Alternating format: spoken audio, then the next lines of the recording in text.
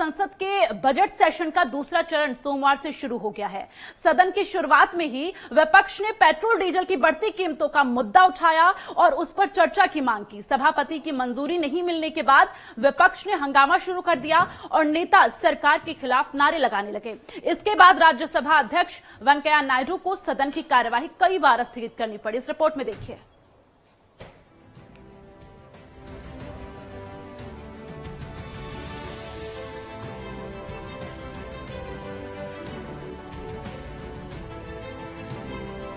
Petrol diesel के बढ़ते दामों ने आम आदमी का दम निकाल रखा है।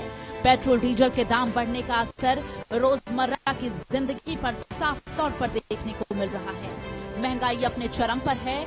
एक ओर पेट्रोल डीजल के दाम बढ़ रहे हैं तो वहीं दूसरी ओर एलपीजी गैस के दामों ने रसोई का बजट बिगाड़ रखा है।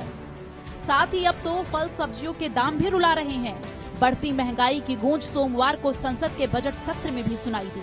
संसद के बजट सत्र का दूसरा हिस्सा सोमवार से शुरू हो गया है। राज्यसभा में कार्यवाही की शुरुआत होते ही विपक्ष की ओर से पेट्रोल और डीजल के बढ़ते दामों को लेकर हंगामा किया गया, जिसके बाद राज्यसभा की कार्यवाही को कई बार स्थगित करना पड़ा। कांग्रेस पेट्रोल डीजल के दामों पर चर्चा के लिए अड़ गई। हालांकि उपसभापति ने इस चर्चा से इनकार कर दिया, जिसके बाद कार्यवाही स्थगित करनी पड़ी। विपक्ष की ओर से सदन में कहा गया कि पेट्रोल डीजल और सिलेंडर की कीमतें बीते कुछ दिनों में ही 7वें आसमान पर हैं। ऐसे में गरीबों को काफी मुश्किलें हो रही हैं। कांग्रेस नेता मल्लिकार्जुन खड़गे ने कहा कि पूरा देश संकट में है। ऐसे में सरकार को कोई हल निकालना चाहिए। Sir, you are well aware and it is not new to you. Now the petrol prices nearly 100 rupees per litre. And the diesel prices are more than 80 rupees.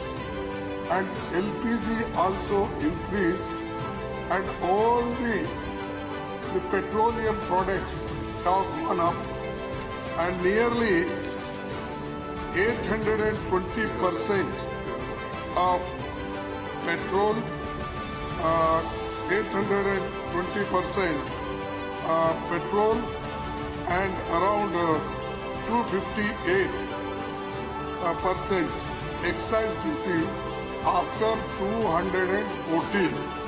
21 lakh crores have been collected by putting excess excise duty. Okay, Karge ji. And all these things. I have allowed you. Because of this, sir, because of this, the entire country is suffering. Right. The prices are going up. Right. No. This is very important issue. Because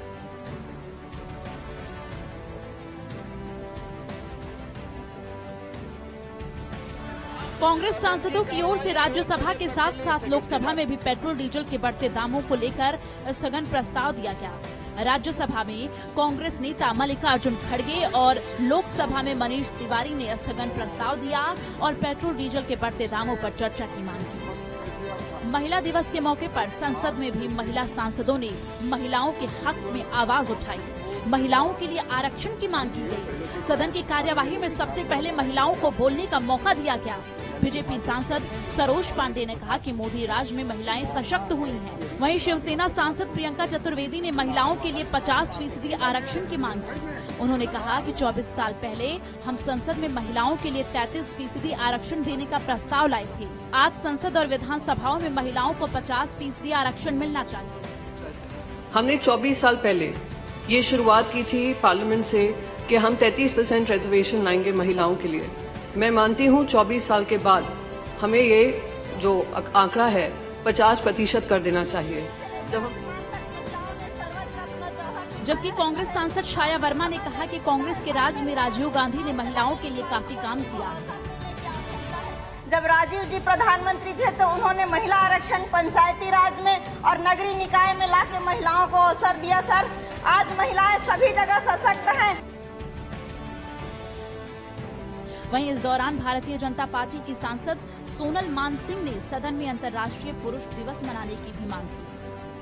कुल मिलाकर संसद के budget सत्र के दूसरे चरण का पहला दिन हंगामेदार रहा, जिसकी वजह से कई बार सदन की कार्यवाही स्थगित करनी पड़ी।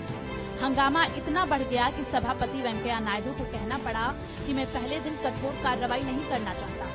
Bureau report, network 10।